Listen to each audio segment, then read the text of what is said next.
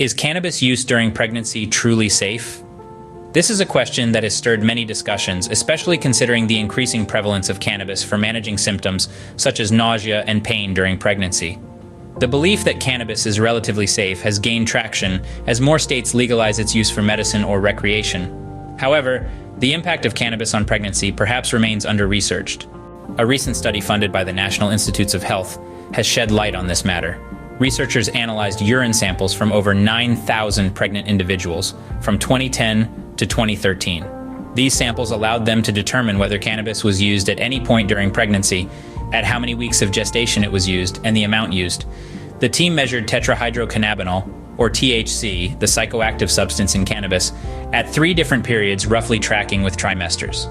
They used this data to calculate total cannabis exposure throughout the entire pregnancy. The findings of this study, published in the Journal of the American Medical Association, are quite revealing.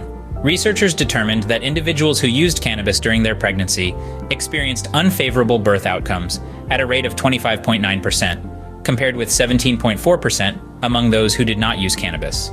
The strongest association was found between low birth weight and cannabis use. Low birth weight is defined as weighing less than 5 pounds, 8 ounces at birth. This association is particularly concerning, as low birth weight may lead to a range of health complications and long-term risks, including an increased likelihood of chronic conditions later in life. Furthermore, cannabis users were more likely to experience preterm births, stillbirths, and hypertensive pregnancy disorders characterized by high blood pressure. These conditions can pose potentially life-threatening risks to both the pregnant individual and the baby. The highest risks were associated with ongoing cannabis use throughout pregnancy and for those who had higher levels of exposure.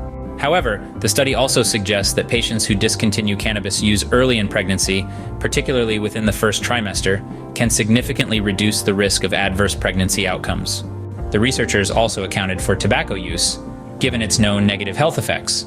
There has been a lot of co-use of cigarettes and cannabis, so it was critical to separate the effects of the two. This study adjusted for cigarette smoking status, which makes it a quantitative assessment of cannabis use. In conclusion, the study highlights the potential risks of cannabis use during pregnancy, including a higher risk of low birth weight, preterm births, stillbirths, and hypertensive pregnancy disorders. It underscores the need for more awareness about the potential risks associated with cannabis use during pregnancy and the importance of discontinuing its use, especially during the early stages of pregnancy, to significantly reduce the risk of adverse outcomes.